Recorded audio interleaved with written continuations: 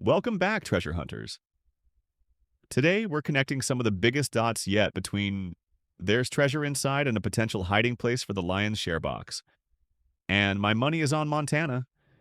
If you've been following along, you've probably heard about the Monarch butterfly theory. It's been discussed in other YouTube videos and even on Reddit. And it's not just speculation. On page 173 of the book, inside the Octavio Ocampo painting Mouth of Flower, there is an unmistakable monarch butterfly. Monarchs feed on milkweed, and that's where this starts to connect. Montana has an unincorporated community named Monarch, nestled in Cascade County in the Little Belt Mountains, southeast of Great Falls along U.S. Highway 89 in Lewis and Clark National Forest. The connection is almost too perfect. Monarch the butterfly, milkweed the plant, and monarch the place. The book also calls out milk specifically.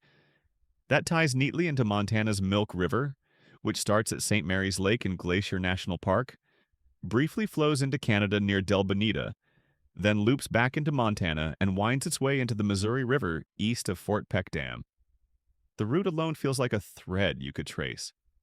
Mary's Lake could tie back into Mary, the Virgin Mother of Jesus, and the religious theme. Then there's the famous missing page 90. Montana is home to Interstate 90, the longest continuous stretch of I-90 within any single state. A whopping 552 miles cutting across 14 counties. It's an east-west artery running from Seattle to Boston, but Montana holds the biggest piece of it. Could page 90 be a sly nod toward I-90? Montana's geography is loaded with names that echo the book. Mount Vernon, also George Washington's estate. Bear's Ears references, matching the unbreakable thread clue and countless bear-related place names scattered across Montana's wilderness.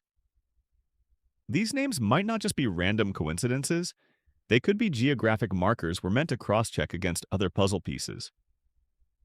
I initially thought the Firefly clue ruled Montana out, but it doesn't. Fireflies do exist in Montana, though sightings are rare. Out west, only the female fireflies glow, and they stick low to the ground. Their appearance is seasonal and heavily dependent on just the right temperature and humidity. Add to that Montana's long summer daylight, with sunsets after 10 p.m., and you've got a natural rarity that could double as a stealthy BOTG marker. Montana also lights up the dancer references in the book. 4 Dances Natural Area in Billings. 765 acres of preserved land named after a Crow chief's vision quest in the 1830s. Dancing Lady Mountain in Glacier National Park, formerly known as Squaw Mountain before being renamed due to cultural sensitivity. Both have direct dance connections and a layer of renaming history, which ties into the book's hints about places that have had their names changed.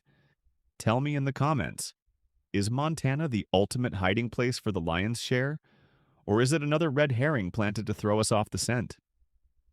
The deeper I go into the There's Treasure Inside and Beyond the Map's Edge crossover clues, the more Montana keeps popping up like it's waving both hands in the air saying, "Look here." In Norse mythology, Andvari, whose name means careful one, was a dwarf living beneath a waterfall. He had the ability to shapeshift into a pike, a long, powerful fish, at will. His wealth came from a magical ring, Andvari, which allowed him to amass gold beyond measure. The story takes a dark turn when Loki catches him, in his pike form, with a net from the sea goddess Ran. Loki forces him to hand over the gold and the ring. In rage, Andvari curses the treasure. Anyone who possesses it will be destroyed. Eventually, the gold is hidden away in a cave. And you can probably already see how this could parallel a treasure hidden in a Montana canyon or waterfall setting. Montana just happens to have multiple pike references in both natural features and fish populations. Northern pike have been introduced to various lakes and rivers here, particularly in the northern half of the US and Canada. Montana also has locations like Pike Creek, Pike Lake, and Pike Mountain. But here's the thing. In North America, pike aren't just one fish. In the US, you've got 3 types of pike: the northern pike, muskellunge, and pickerel, all in the genus Esox. If this clue leans on Andvari's shape-shifting, maybe the treasure is near a body of water named Pike, or maybe near a waterfall where a fish could hide in plain sight. What pike are we looking for?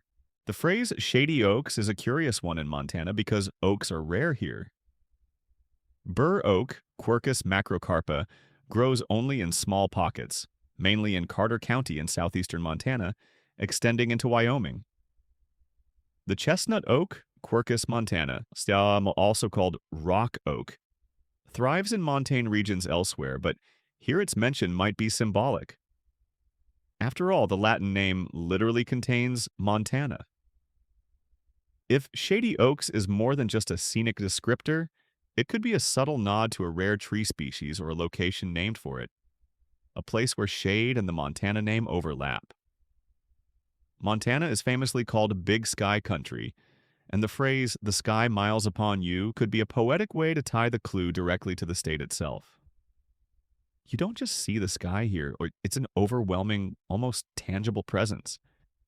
In the language of treasure hunts, it could be both literal and figurative, a state nickname baked into the clue. The flame of Starlight might point us to Starlight Mountain, located near Butte, Montana. The name alone evokes night skies, cosmic navigation, and high-altitude clarity, all fitting for a treasure narrative.